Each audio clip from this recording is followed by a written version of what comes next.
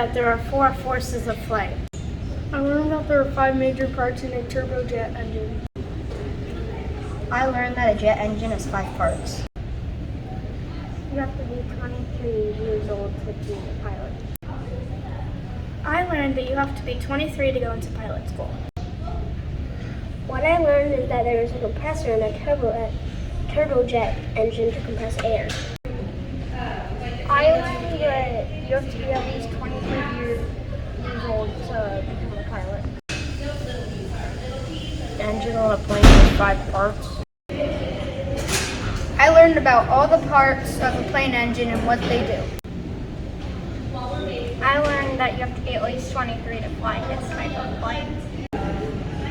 I know that the front of a plane is called a nose.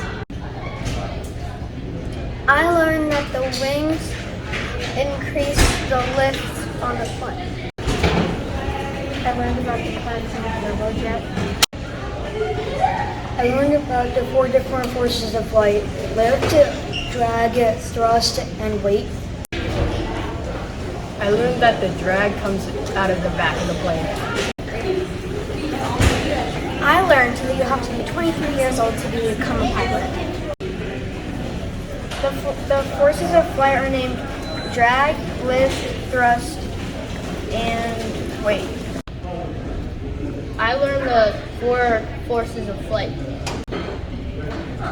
I learned that there is not only a Boeing 747 but also a Boeing 737.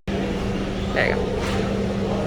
The thing I learned today was the forces of flight. There's 4. The one you go forward is thrust, and when you go backward, that held it back was drag. The one that made it stay on the ground was weight, and the thing that let it stay in the air was lift. I learned that a turbojet engine has a turbine and a nozzle. I learned that the first part of the engine is called the air intake. I learned that the front of a plane is called a nose. I learned about the 5 parts that put together a turbojet engine.